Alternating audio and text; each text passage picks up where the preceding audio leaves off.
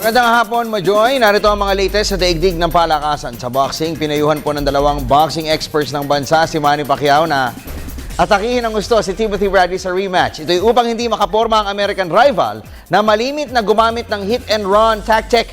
Ang kabuang detalye, iahatid ni Miss Cristabel de Leon. Kilala si Timothy Bradley sa pagiging stylist at slick fighter. Ito marahil ang puhunan ng reigning WBO welterweight champion nang talunin niya sina Manny Pacquiao, Ruslan Provodnikov at Juan Manuel Marquez. Kaya't sa nalalapit na rematch sina Pacquiao at Bradley, nagbigay ng payo si veteran boxing analyst Renato Lirio kung paano dapat harapin ang Pinoy ring sensation ng American rival. Si Bradley mapuntos. Kasi yung mga nakakalaban niya, they lack speed and they lack power. Si Manny, merong speed, may power. Kanya hindi siya mananalo kay Manny, hindi ubra yung mga nagpapapalano sila. Kasi talaga namang malayo yung kalidad ng mga nakakalaban niya kaysa kay Manny Pacquiao. Punto de vista naman ni Spin.ph columnist attorney Ed Tolentino. Importanteng may patupad ni Pacquiao ang tamang tactical approach sa laban kontra Bradley, lalo pat hindi pa tuluyang naglalaho ang binubuong rivalry nila ni Floyd Mayweather Jr. Kung sakali na magiging very convincing ang panalo ni Pacquiao kay Bradley sa kanilang rematch, magandang pamitay nito sa magiging performance niya kung sakaling matuloy na ang laban niya kay Floyd Mayweather Jr. On the other hand, kung magiging pangit o disastrous ang magiging performance ni Pacquiao, forget Floyd Mayweather Jr. Ang rematch ni Pacquiao at Bradley ay mangyayari sa MGM Grand sa Las Vegas, Nevada sa April 13. Para sa PTV Sports, Cristabel de Leon, Telebisyon ng Bayan. Samantala po si shooting guard Ryan Aranya na matutulungan niya ang Rainier Shine Elasto Painters sa championship duel kontra San Mig Coffee Mixers. Ito'y kahit pa day-to-day pa rin ang kanyang estado sa team. Bunsod po yan ang dinanas na shoulder injury. Narito naman ang report ni Ms. Nicole Ramos. Walang dapat ipangamba ang mga supporters ng Rainier Shine Elasto Painters sa dinanas na injury ng Gung Ho shooting guard Ryan Aranya. Ito ay dahil base sa resulta ng medical test, sprained ligament lamang sa kaliwang balikat ang dahilan kung bakit ilang araw nang lumiban sa team practice ang dating De La Salle Green Archer.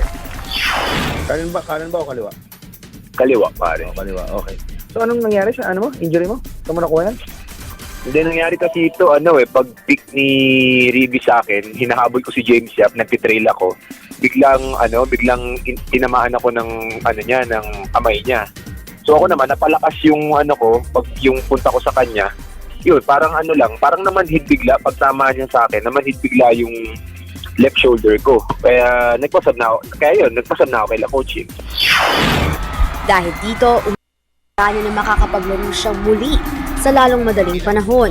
Lalo pat lumalalim na ang championship showdown nila ng San Mig Coffee Mixers sa PBA Philippine Cup. Good sign naman, at least, diba? At least, alam ko na makakabalik pa ako sa series namin.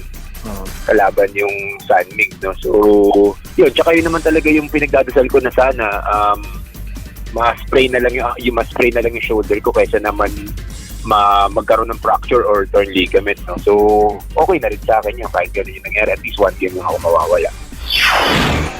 Sa kanyang outside shooting at daredevil assault sa basket, hindi maikakaila na isa si Aranya sa mga inaasahan ni Coach Yang Yao sa matchup kontra Coffee Mixers. Para sa PTV Sports, Nicole Ramos, Telebisyon ng Bayan. Salamat sa iyo, Nicole, anak ni Coach Bong Ramos. Samantala, bagong sistema naman po ang balak na ipatupad ni Team Consultant John Todd Purvis sa San Miguel Beermen sa papasok na PBA Commissioner's Cup. Mula po sa dating non-stop offense, depensa naman ang gustong tutukan ngayon ng American bench tactician. Alamin natin sa ulat ni Ms. Maricel Baculi ng Polytechnic University of Isang defense-oriented team na hindi takot makipagsabayan at makipagbanggaan ang bubuing sistema ni San Miguel Beer Team Consultant John Todd Purvis. Sa ikalawang araw ng pagmando at ensayo ng Beermen, ibinunyag ni Purvis ang mga bagong roles na kanyang ipapagawa sa mga players ng star-studded team. I'm certainly not going to be overconfident or take this lightly. But if you don't think that you can handle or accept the challenge, I wouldn't take it. So obviously, I do feel just a sense of a challenge. And I can't wait to address the challenge. And I'm blessed to have great coaches that are with me on my staff as well, that are very good guys and loyal guys. So I think it's going to be a wonderful challenge. At ngayon ngang mabigat ang hamong nakaatang sa kanyang balikat, hindi itinanggi ni Purvis na nakadarama siya ng kaunting pressure. Certainly, San Miguel is an elite level organization, and they want to compete for championships. And so that's my plan. My plan is to compete on the highest level and to compete for championships, and that's what this organization wants. And that's what they've been about. And will it be felt, boss, in the next conference? I think you will see, moving into this next conference, you're going to see an identity change to some degree, in that we will be a physically and mentally tougher team. Bagamat maituturing na isa sa mga powerhouse team sa PBA, hindi naman maitatanggi na underachieving ang Beermen dahil sa iba't ibang isyu na bumabalot sa kupunan.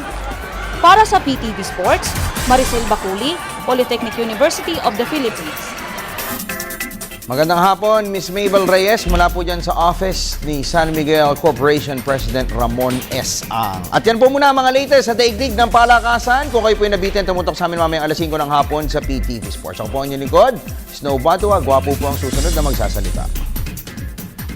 Maraming salamat sa iyo,